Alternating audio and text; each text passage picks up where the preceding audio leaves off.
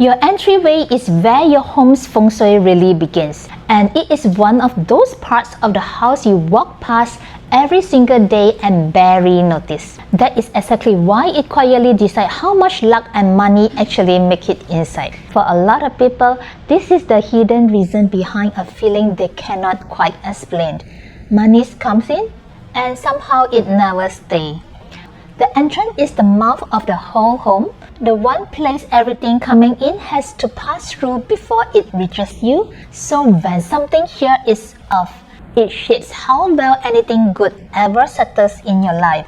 And here is what surprises almost everyone. The problem you would notice first is actually not the one you should fix first.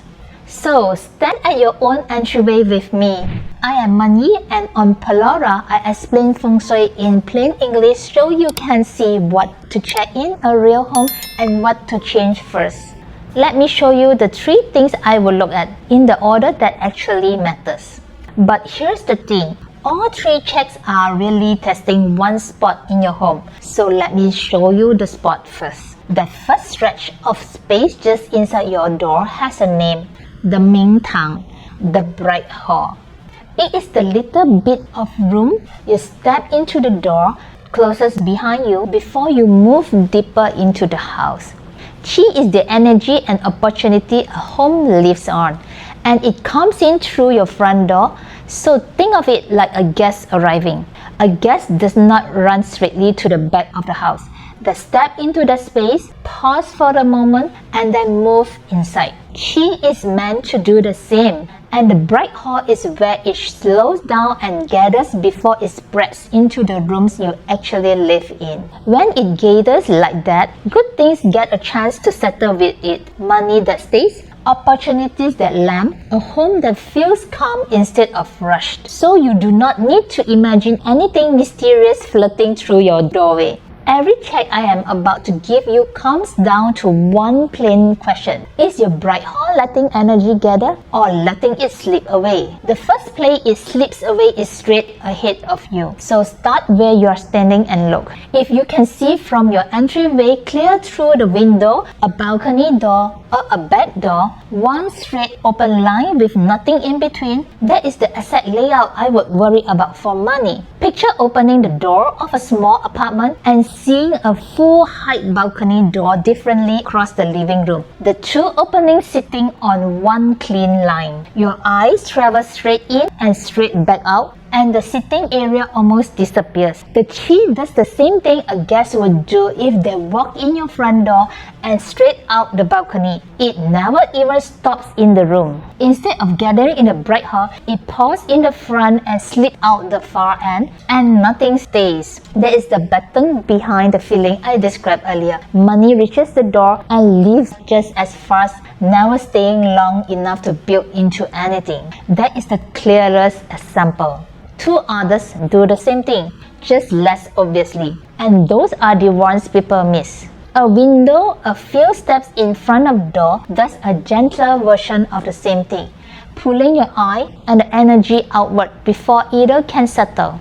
And a long corridor does it differently again. The front door opens on a narrow passage running straight to a back window or a bedroom, and the Qi races down it like a tube, too fast to fit the rooms along the way. But here is the part the one-line rules always leave out, and it is good news. Seeing a window or a balcony does not automatically mean bad feng shui. What matters is how directly the entrance is tied to it.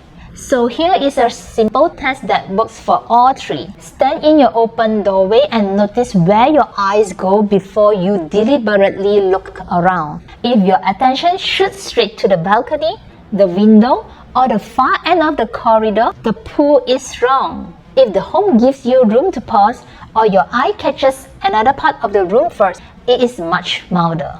2 homes can hold the exact same objects and still get completely different readings because the rule is rarely the whole story. Watching my husband read a home, I noticed he was never really looking at the object, the door or the window. He was looking at the relationship between them. Once I understood that, it became the way I look at every entrance. When the pull is wrong, you do not block it, you guide it. You are just giving the energy a reason to turn and settle instead of racing past. In a bigger room, a console or a low screen set to one side breaks the straight line beautifully. In a small apartment, simply angling the sofa or a chair so attention inward often does it, and a single tall, healthy plant off to one side helps too. But be careful where you put the plant, because it leads straight into the second thing I will check. And honestly, this is the one I will fix before anything else. Go back to the door itself and open it as far as it built to go. Does it swing all the way, or does it stop partway because it catches on a row of shoes, a bag, a couple of parcels leaning against the wall? Picture a family coming home in the evening. A few pairs of shoes behind the door, a school bag dropped beside them, two parcels waiting along the way. It does not even look messy, but the door stops before it opens fully. So someone nudges the bag aside while another person waits outside with the groceries. The problem here is not tidiness. It is the mouth of the home can't open properly. So the bright hall has no room to receive anything, like a guest who can't even get through the door before something's in the way. What comes in gets squeezed in from the very first step, and you feel it as the small pinch that is nowhere to even arrive every single time you walk in. And this is worth checking even when your entryway looks neat, because things can be lined up perfectly against the wall and still leave the space too tight. So do not just glance at it, test it. Walk in carrying something, the way you really come home. Can you get inside without turning sideways or stepping around an object? Could a second person stand there without blocking the door? If not, the fix is simplest. Keep only the shoes you actually use by the door. Move bags onto hooks. Deal with parcels instead of letting them pile up. If you take one thing from this video, let it be that. Clear the door before you reach for anything else. And here's why I put it in that order. Because reaching for a cure too early is where I see people go wrong most often. Take that same small apartment. The door can't open fully because of the shoes, and the balcony sits directly lined with the entrance. The homeowner reads that a plant slows qi, so they put a tall plant between the door and the living room. It does interrupt the view, but it also makes an already tight entrance harder to use. Now there are 3 problems instead of 2. The door is still restricted, the path is now cramped, and the line to the balcony is still there. So here is what I will actually do. Take the plant out first. It is solving the smallest problem and creating a bigger one. Clear the shoes so the door opens all the way. Then clean the path so you can walk straight in. Only now, with the entrance working, do you deal with the balcony line. And you will find it takes something much smaller than a big plant in the doorway. And clean the sofa so it sits across the straight line does it. A low console against the side wall does it. Match the first to the space you have got. A larger entryway can carry a proper screen or a full console without feeling crowded. A small one might only have room to angle a chair, shift a lamp, and that is completely fine. Once the door and the path are sorted, that's one last thing I will check, and I will do it tonight because it costs almost nothing. Light. Think about how it feels to walk into a room where a lamp's already on versus stepping into one that is dark and you have to feel for the switch. One feels open ready for you, the other feels closed, like nobody's home.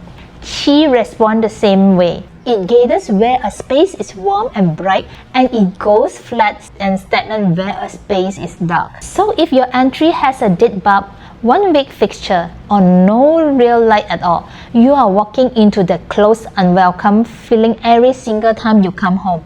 And here is the good news, especially if your entry is small. I used to think a tiny, cramped entrance was simply doomed. It's not. Take 2 entries the exact same size, one dim and flat, the other with a pale wall and a single warm lamp. They read completely differently. It was never about how big your entrance is. It is whether it feels bright and open enough for energy to gather there. So if can, give it warm, steady light and a lighter wall. So here is the order I will actually work in, standing at my own door. First, make sure the door opens all the way because there's a receiving point and nothing else matters if it cannot. Second, clear the path so you can walk straight in without squeezing past anything.